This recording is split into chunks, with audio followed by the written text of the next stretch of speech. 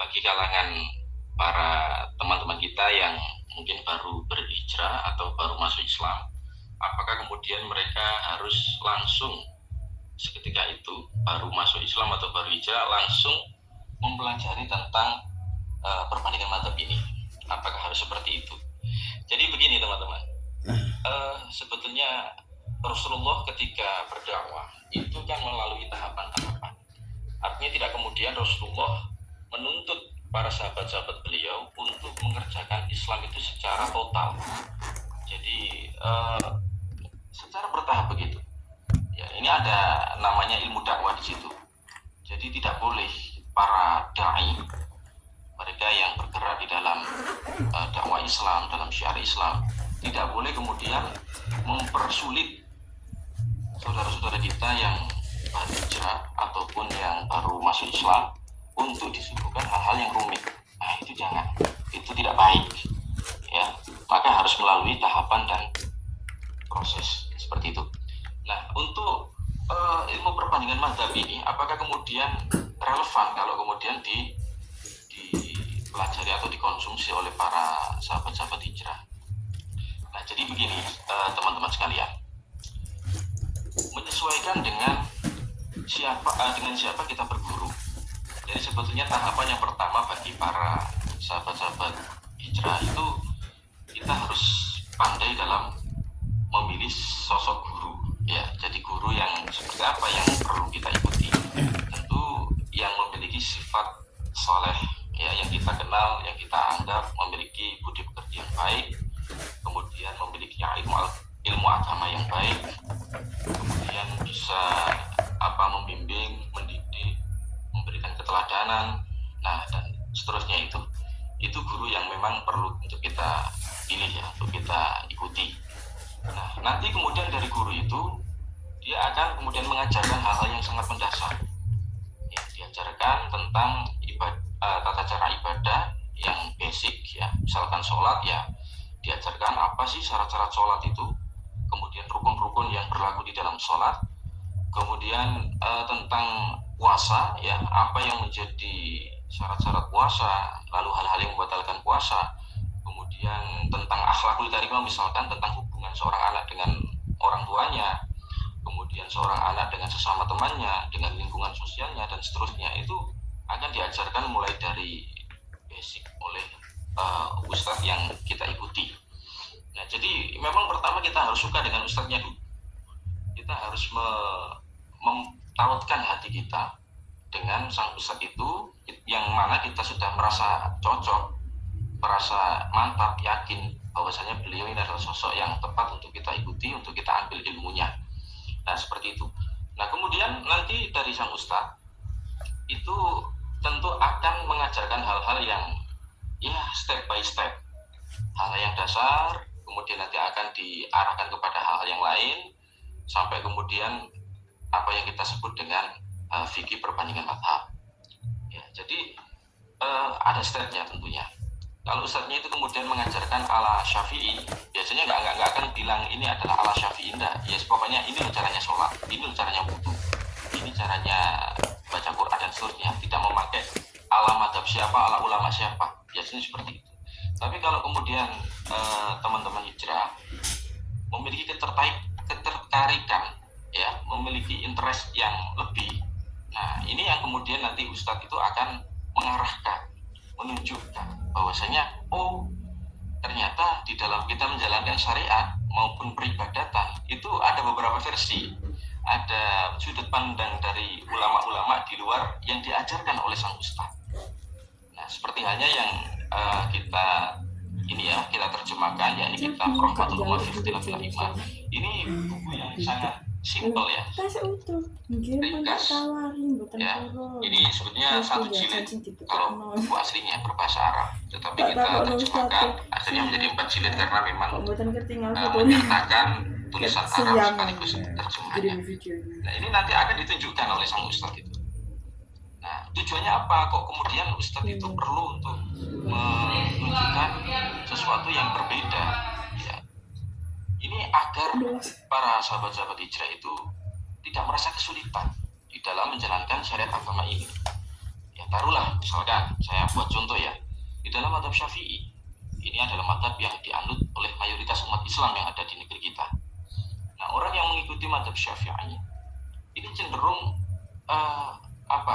dalam praktek peribadatan maupun syariat itu dalam tanda kutip ya, itu berat karena memang Imam Syafi'i itu dikenal sebagai imam yang sangat hati-hati di dalam istinbat hukum atau dalam memunculkan sebuah produk hukum. Nah, sehingga tidak asing kalau misalkan kita dapati dalam pendapatnya Imam Syafi'i itu cukup susah gitu kadang-kadang. Apa contohnya yang real atau konkret itu? Tentang masalah najis. Nah, di dalam perkara najis itu Imam Syafi'i membagi najis itu ada 3. Ada najis mughalladhah, mutawassithah, dan mukhaffafah. Kemudian cara mensucikan dari 3 jenis najis ini pun juga berbeda-beda. Kalau najis mughalladhah nanti harus dibasuh sebanyak 7 kali, dihilangkan dulu najisnya, kemudian dibasuh dengan air sebanyak 7 kali, yang salah satunya itu harus dicampur dengan debu. Kemudian nanti kalau najis mutawassithah itu harus dihilangkan dengan air, tidak boleh yang lain, harus dengan air ya, sampai kemudian sifat-sifat najisnya hilang, baunya hilang, warnanya hilang, rasanya hilang. Nah, kalau kemudian najis mutawassithah cukup dengan dipercikan air. Jadi alatnya cuma air saja, tidak ada yang lain gitu. Nah, tapi kalau kita melihat di mazhab yang lain, misalkan mazhab Imam Malik, beliau melihat najis ya, yang menurut pandangan mazhab Syafi'i itu adalah najis. Menurut pandangan mazhab Maliki itu tidak najis. Apa contohnya? Yaitu kotoran hewan yang bisa dimakan, artinya halal untuk kita konsumsi. Katakanlah ayam ya. Kalau terkena ayam ini kan hewan yang halal untuk kita konsumsi. Nah, maka kotorannya itu tidak najis. Jadi menurut versi mazhab Maliki, sehingga ya tidak ada keharusan untuk harus dihilangkan, dibersihkan pada saat kita mau sholat. Nah, ini kan sangat mudah.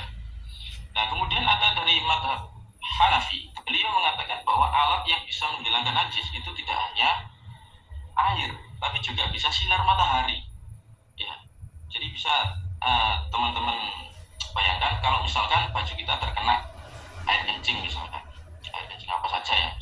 Nah, lalu kemudian kita ingin mensucikan baju yang terkena najis tadi, kita jemur, kita panaskan di bawah terik sinar matahari. Kalau misalkan ternyata sudah tidak ada sifat-sifat najis, tidak ada warna, bau, rasa, maka itu sudah dihukumi suci.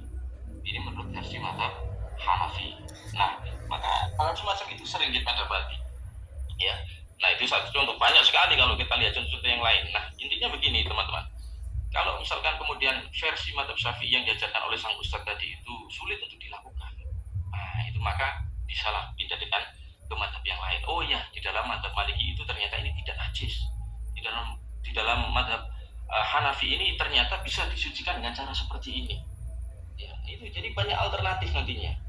Nah, tetapi ya tetap kita mengikuti apa yang disarankan atau yang diarahkan oleh guru kita. Kalau guru kita memang mazhabnya Syafi'i, memang sebisa mungkin kita mengikuti itu. Tapi dalam kondisi-kondisi tertentu, dalam konteks-konteks tertentu, maka kita diperbolehkan untuk pindah mazhab. Tidak ada masalah itu. Ya, berpindah mazhab itu hal yang sah selama kita tahu ilmunya, ya, selama kita bisa mengakses pendapat itu dipaparkan di dalam kitab apa. Makanya yang kita terjemahkan ini mungkin ya menjadi salah satu solusi atau bisa direkomendasikan seperti itu. Tayyib Ustaz, Masya Allah. Ini ana yakin Ustaz. No, Ustaz Humairah sudah live. Waduh, mau tak roasting padahal. Ini pasti adik-adik ketar-ketir ya. Ustazah Humairah juga pasti ketar-ketir sebetulnya. Ini Ustadz Roba sudah menunjukkan data-data yang benar-benar asing. Kok bisa najis menurut... Nah, Ustazah Humairah sudah hadir lagi. Ya, Ustazah Humairah pasti ketar-ketir juga ya. Loh. Ini Ustadz Roba malah kayak Wahabi nih, menjelaskan agama Islam itu malah berbeda dari biasanya ini. Ini bahaya ini ya. Tayyib, tenang dulu. Masih ada 2 pertanyaan adik-adik, masih ada 2 pertanyaan untuk mengarahkan mind mapnya adik-adik. Makanya seperti Ana bilang tadi di awal, ini malam ini adik-adik kena mind blowing. Nah, pertanyaannya yang ketiga adalah Ustadz, tadi sebetulnya sudah disebutkan adanya manfaat dari kita belajar perbandingan mazhab, yaitu kita bisa menjalankan agama Islam itu mudah ketika dalam kondisi-kondisi sulit. Adik-adik tenang ya, tenang dulu. Soalnya Ustadz Robah ini ya S2-nya itu 2 kali adik-adik. Nah, artinya ini bukan kesimpulan yang ngawur ya. Meskipun ya adik-adik kalau nonton di media sosial itu bakalan ketemu influencer yang kelihatan sok ahli mazhab, yang pernah dimarahin sama Ustadzah Humairo itu, yang dokter tapi bilangnya sebagai ustadzah itu ya. Nah, ini bukan seperti itu. Ustadz Robah ini insya Allah, beliau juga termasuk ini sudah terbiasa bahsul masail ya. Jadi adik-adik tenang. Tentu adik-adik tidak bisa belajar perbandingan mazhab itu hanya malam ini langsung paham, langsung tenang, langsung nyaman, nggak bisa. Sebab kalau di kampus itu sampai beberapa SKS ya, sampai 2 semester atau 3 semester di kampus yang agama Islam itu. Nah, makanya kita ikuti dulu 2 pertanyaan berikutnya.